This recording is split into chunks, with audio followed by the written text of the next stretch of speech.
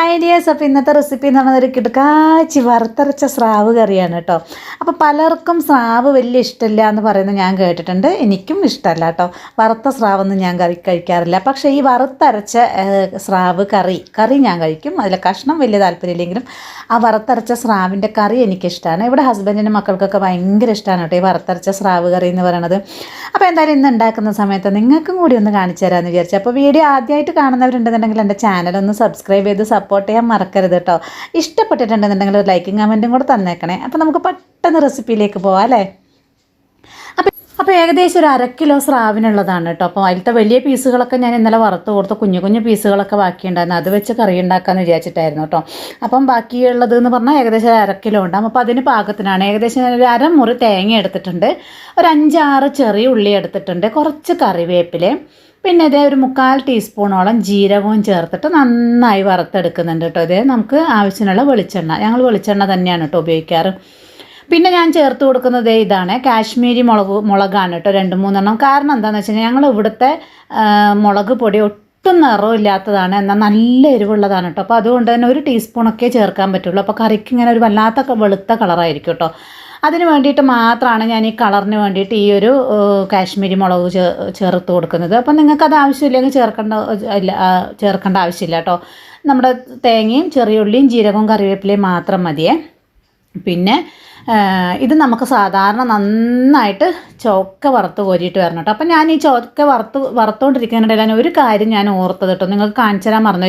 ഇതേ നിങ്ങൾ കാണുന്നുണ്ടോയെന്ന് അറിയില്ല. ഞാൻ 1 ടേബിൾ സ്പൂൺ കുരുമുളകും കൂടി കുറച്ച് കഴിഞ്ഞപ്പോൾ ഇട്ട് കൊടുത്തിട്ടുണ്ടായിരുന്നു. ക്യാമറ ഓൺ ചെയ്തു എന്ന് വിചാരിച്ചു, പക്ഷേ ഓൺ ആയിട്ടുണ്ടായിരുന്നില്ല എന്ന് തോന്നും. അപ്പോൾ 1 ടേബിൾ സ്പൂൺ കുരുമുളകും കൂടെ ചേർത്തിട്ടുണ്ടായിരുന്നു കേട്ടോ. ഇനിയിപ്പോൾ നന്നായി മൂത്ത് വന്നപ്പോൾ ഇത് 2 ടീസ്പൂൺ മല്ലിപ്പൊടിയാണേ. പിന്നെ ഇത് മുളക് പൊടി, ഇതാണ് ഞാൻ പറഞ്ഞത്. ഈ കണ്ടു കഴിഞ്ഞാൽ മുളക് പൊടിയാണെന്ന് മനസ്സിലാവുന്നുണ്ടോ? 1 ടീസ്പൂണേ ഇട്ട് കൊടുത്തിട്ടുള്ളൂ, കാരണം നല്ല എരിവാണ് കേട്ടോ. പിന്നെ അത് ഒരു 1/4 ടീസ്പൂണോളം മഞ്ഞൾപ്പൊടിയും കൂടി ഇട്ട് കൊടുത്തിട്ടുണ്ട്. മല്ലിപ്പൊടി 2 ടീസ്പൂണാണ് ഇട്ട് കൊടുത്തത്.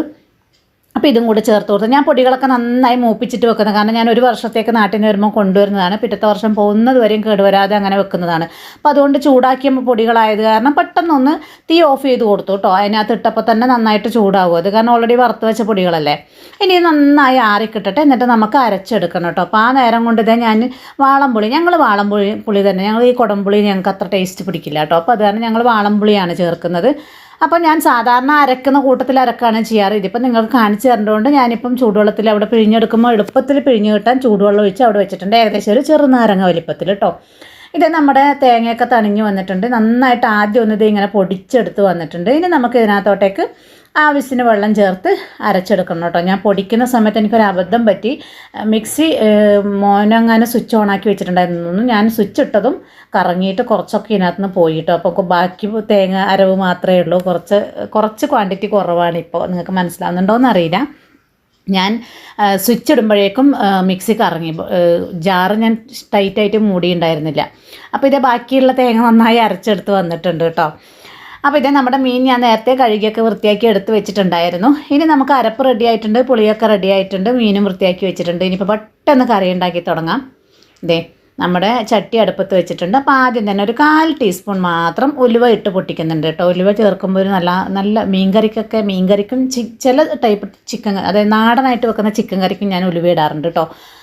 ആ ഉലുവ പൊട്ടിക്കഴിഞ്ഞപ്പോൾ ഇത് ഏകദേശം 1 ടേബിൾ സ്പൂണോളം നമ്മുടെ ഇഞ്ചിയും വെളുത്തുള്ളി അരിഞ്ഞതും, പിന്നെ 1 പച്ചമുളക് ഇട്ട് കൊടുത്തുള്ളൂ, കാരണം പച്ചമുളകിന് നല്ല എരിവുണ്ട് കേട്ടോ. അപ്പോൾ 1 പച്ചമുളക് ഇട്ട് കൊടുത്തു. പിന്നെ കറിവേപ്പിലയും കൂടി ഇട്ട് കൊടുത്തിട്ട് നന്നായിട്ടൊന്ന് മൂപ്പിച്ചെടുക്കുന്നുണ്ട്. ഒരുപാട് ബ്രൗണൊന്നും ആവണ്ട.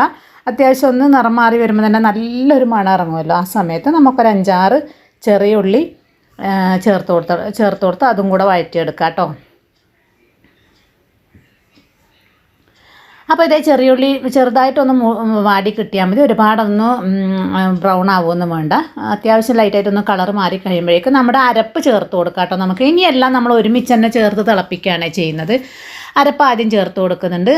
നമുക്ക് വറുത്തെടുത്ത് നമ്മുടെ തേങ്ങ അരച്ചതും ഇനി മീനും ആവശ്യത്തിനുള്ള ഉപ്പും എല്ലാം ചേർത്ത് തിളപ്പിച്ചെടുക്കുക എന്നുള്ളതാണ് ഇനി പരിപാടി. ഇതേ നമ്മുടെ പുളി പിഴിഞ്ഞത് ആവശ്യത്തിന് നോക്കിയിട്ട് നമ്മുടെ ടേസ്റ്റിനനുസരിച്ച് പുളി പിഴിഞ്ഞത് ഒഴിച്ച് കൊടുത്തിട്ടുണ്ട്. ആവശ്യത്തിന് ഗ്രേവിക്ക് ആവശ്യത്തിനുള്ള ഉപ്പ് ഏകദേശം കണക്കാക്കിയിട്ട് ഞാനിപ്പോൾ ഉപ്പിട്ട് കൊടുക്കുന്നുണ്ട്. കാരണം എനിക്ക് മീൻ ചേർത്ത് കഴിഞ്ഞാൽ എനിക്ക് ഉപ്പ് നോക്കാൻ ഭയങ്കര മടിയാണ്. അപ്പോൾ അത് കാരണം തിളച്ചിട്ട് വന്നു കഴിഞ്ഞാൽ ഞാൻ നോക്കുള്ളൂ. അപ്പോൾ ഏകദേശം കണക്കായിട്ട് തന്നെ ഉപ്പിട്ട് കൊടുത്തിട്ടുണ്ട്. പിന്നെ ഇത് നമ്മുടെ കഴുകി വെച്ച മീനും കൂടെ എല്ലാം കൂടി ഇപ്പോൾ ഒരുമിച്ച് ചേർത്തിട്ടാണ് ഞങ്ങൾ തിളപ്പിക്കുന്നത് കേട്ടോ. കാരണം അതാകുമ്പോൾ മീനിൽ നന്നായിട്ട് ആ അരപ്പിലെ മസാലയൊക്കെ പിടിച്ച് കിട്ടും കേട്ടോ. ആവശ്യത്തിന് ചാറും കൂടെ ചേർത്തെടുക്കും. മീൻ വേവേണ്ടത് കൊണ്ട് തന്നെ അതിന് കണക്കായിട്ട് നമ്മൾ വെള്ളം ചേർത്ത് ലൂസാക്കി എടുത്തിട്ട് വേണം തിളപ്പിച്ചെടുക്കാൻ വേണ്ടിയിട്ട്. പിന്നെ പൊതുവേ ഞാൻ എൻ്റെ കറിയുടെ റെസിപ്പിയിലെല്ലാം പറഞ്ഞിട്ടുണ്ട്, എനിക്ക് കുറുകിയ കറി ഒട്ടും ഇഷ്ടമല്ല, ചോറിനൊപ്പം കുറുകിയ കറി ഇഷ്ടമല്ല. അപ്പോൾ അതുകൊണ്ട് ഞാൻ എപ്പോഴും ഒരു അയഞ്ഞ പരുവത്തിലാണ് കേട്ടോ കറി ഉണ്ടാക്കിയെടുക്കുക. അപ്പോൾ ഇതേ നമ്മുടെ കറി നന്നായി തിളച്ചിട്ടുണ്ട്. ഇപ്പം നന്നായിട്ടൊന്ന് തിളച്ചിട്ടേ ഉള്ളൂ. ഇനി നമുക്ക് ആ മീനൊക്കെ നന്നായിട്ടൊന്ന് വേവുന്നത് വരെ ഒന്ന് തിളപ്പിച്ച് കുറുക്കിയെടുത്തിട്ട് വരാം കേട്ടോ. നമ്മുടെ പാകത്തിന് ചാറ് കലക്കിയെടുക്കണം. ഞാനൊരല്പം ലൂസിലാണ് കേട്ടോ കലക്കിയെടുക്കുന്നത്. ഞാൻ ഓൾറെഡി എല്ലാ കറി റെസിപ്പിയിലും പറഞ്ഞിട്ടുണ്ട് കേട്ടോ. അപ്പോൾ നന്നായിട്ട് മീനൊക്കെ ഒന്ന് വേവിച്ച് കുറുക്കിയെടുക്കട്ടെ. അപ്പോൾ ഇതേ നമ്മുടെ സംഭവം റെഡി ആയിട്ടുണ്ട്. മീനൊക്കെ നന്നായി വെന്ത് വന്നിട്ടുണ്ട്. എൻ്റെ പാകത്തിന് കുറുകി കിട്ടിയിട്ടുണ്ട്. കാരണം ഇത് ചട്ടിയാണ്. ഇനി ഇവിടെ ഇരുന്നുകൊണ്ട് കുറച്ച് കഴിയുമ്പോഴേക്കും വീണ്ടും കുറുകി കിട്ടും കേട്ടോ. അപ്പോൾ ഇനി ഇത് ഒരു തക്കാളിയാണ്, നല്ല സ്ലൈസായിട്ടാണ് ഞാൻ നേർമയായിട്ട് ഞാൻ വട്ടത്തിൽ അരിഞ്ഞെടുത്തിട്ടുണ്ട്. അപ്പോൾ അത് ഞാനിങ്ങനെ ഇട്ട് കൊടുത്തു. തീ ഓഫ് ചെയ്യുകയാണേ, കാരണം തക്കാളിയല്ലേ, അത് അവിടെ നിന്ന് തന്നെ വെന്തോളൂ കേട്ടോ. ഇനി അതിനായിട്ട് വേവിക്കേണ്ട പരിപാടിയൊന്നുമില്ല. അങ്ങനെ ഇട്ട് കൊടുക്കുമ്പോൾ തക്കാളിക്ക് നല്ലൊരു ടേസ്റ്റാണ് കേട്ടോ. പിന്നെ അത് വേണമെങ്കിൽ നിങ്ങൾക്ക് കറിവേപ്പില ഇട്ട് കൊടുക്കാം. ഓൾറെഡി ഞാൻ കറിവേപ്പില 2 തവണ ചേർത്തതാണ്, എന്നാലും എനിക്ക് കറിവേപ്പില ഒത്തിരി ഇഷ്ടമാണ് കേട്ടോ. അപ്പോൾ നമ്മുടെ കിടക്കാച്ചി വറുത്തരച്ച സ്രാവ് കറി റെഡി ആയിട്ട് നല്ല സ്മെല്ലാണ് കേട്ടോ. ആ വറുത്തരച്ച തേങ്ങയുടെ സ്രാവിൻ്റെയൊക്കെ നല്ല സ്മെല്ല് കിട്ടുന്നുണ്ട് കേട്ടോ. അപ്പോൾ എന്തായാലും അടിപൊളി സംഭവമാണ്. അപ്പോൾ ഞാനിത് ഏതായാലും ഇനി പാത്രത്തിലേക്ക് സെർവ് ചെയ്ത് കാണിക്കാവേ, കുറച്ച് കഴിയട്ടെ. അപ്പോൾ ഇതേ ഒരു ഇത്തിരി നേരം കഴിഞ്ഞപ്പോഴാണ് കേട്ടോ ഞാൻ ഇത് സെർവ് ചെയ്യുന്നത്. അപ്പോഴേക്കും നമ്മുടെ എണ്ണയൊക്കെ നല്ലോണം തെളിഞ്ഞ് വന്ന് ഇതേ കറിയൊക്കെ നല്ല കുറച്ചും കൂടി ഒന്ന് കുറുകി കിട്ടിയിട്ടുണ്ട് കേട്ടോ. അപ്പോൾ അടിപൊളി സ്രാവ് കറിയാണ്. അപ്പോൾ എന്തായാലും ഇതും കൂട്ടി ചോറുണ്ണാൻ എനിക്ക് ഇത് ഭയങ്കര ഇഷ്ടമാണ് കേട്ടോ. അതായത് ഈ കറി മാത്രമായാലും എനിക്ക് ഭയങ്കര ഇഷ്ടമാണ്.